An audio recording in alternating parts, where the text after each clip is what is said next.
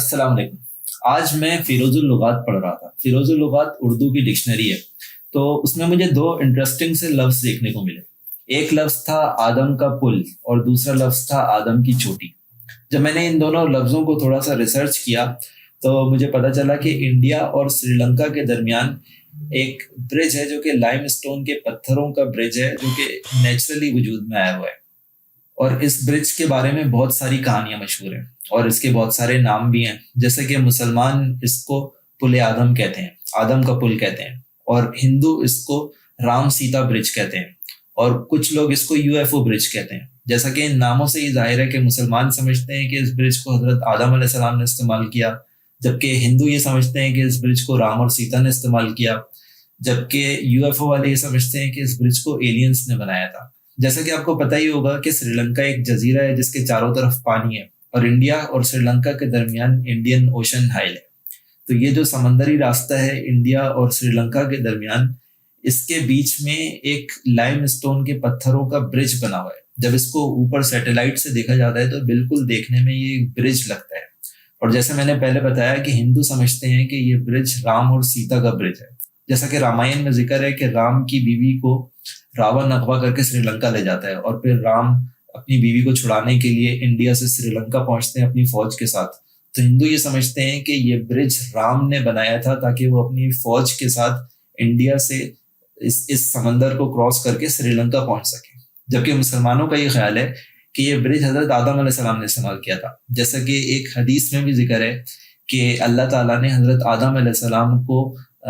ہند میں اتارا تھا، یعنی انڈین پاکستان سب کانٹیننٹ جو ہے وہاں پہ اتارا تھا، اور یہ جو انڈو پاک سب کانٹیننٹ ہے اس میں سری لنکا بھی شامل ہے۔ تو بہت سارے عالموں کا یہ خیال ہے، عالم بھی اس میں شامل ہے، جو یہ سمجھتے ہیں کہ حضرت آدم علیہ السلام کو سری لنکا میں ایک پہاڑ کی چوٹی پر اتارا گیا، اور یہ وہی پہاڑ کی چوٹی ہے جس کا میں نے ذکر شروع میں کیا تھا، جو میں نے فیروز اللغات میں پڑھی، جس کو آدم کی چوٹی کہتے ہیں۔ This we find in the narration of Rasulullah sallallahu alaihi wasallam, where he says that Adam alayhi salam, he came down in what is known as the Indo-Pak subcontinent,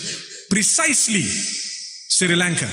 تو بہت سارے عالم بھی یہ سمجھتے ہیں کہ حضرت آدم علیہ السلام کو سری لنکا میں واقع اس پہاڑی چوٹی کے اوپر اتارا گیا۔ اس پہاڑ کے ٹاپ پر ایک بڑے سے پیر کا نشان ہے۔ مسلمانوں کا خیال ہے کہ یہ حضرت آدم علیہ السلام کے پیروں کا نشان ہے، جبکہ ہندو اس نشان کے بارے میں سمجھتے ہیں کہ یہ ان کے دیوتا شیو کے پیروں کا نشان ہے، اس لیے مسلمان اور ہندو دونوں ہی اس مقام کی زیارت کے لیے جاتے ہیں۔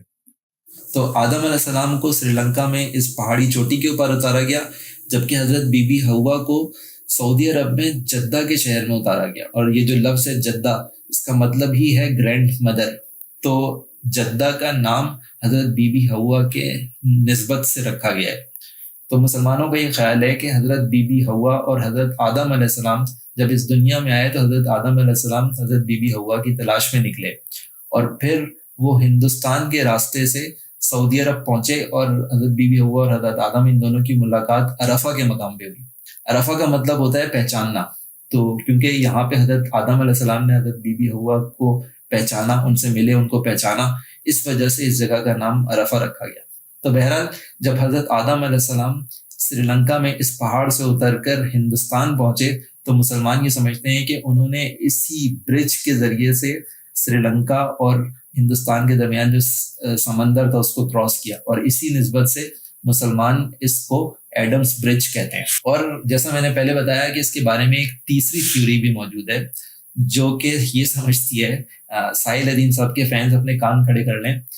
ان لوگوں کی تھیوری ہے جو سمجھتے ہیں کہ یہ برج نہ ہی حضرت آدم علیہ السلام کا برج ہے، نہ ہی یہ رام سیتا کا برج ہے،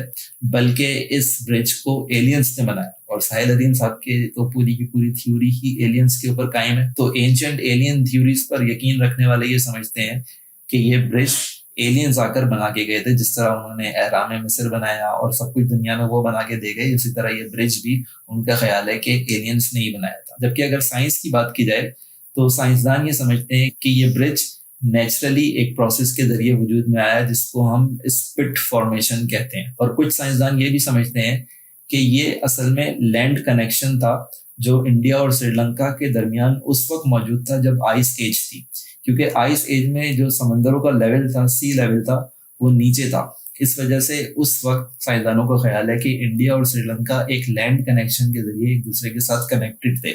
لیکن جب آئس ایج ختم ہوئی اور سی لیول رائز کرنا شروع ہوا تو جو لینڈ کنیکشن تھا وہ تو ڈوب گیا، لیکن اس کی کچھ باقیات اس برج کی شکل میں باقی رہ گئیں. تو بہرحال سائنسدانوں کا یہ خیال ہے کہ یہ برج کسی کا بنایا ہوا نہیں بلکہ یہ نیچرلی وجود میں آئے. ہاں، یہاں پہ یہ بات بھی کلیئر کر دوں کہ مسلمان یہ نہیں کہتے کہ یہ برج حضرت آدم علیہ السلام نے خود بنایا تھا. ہو سکتا ہے یہ برج پہلے سے موجود رہا ہو اور حضرت آدم علیہ السلام اس کو کراس کر کے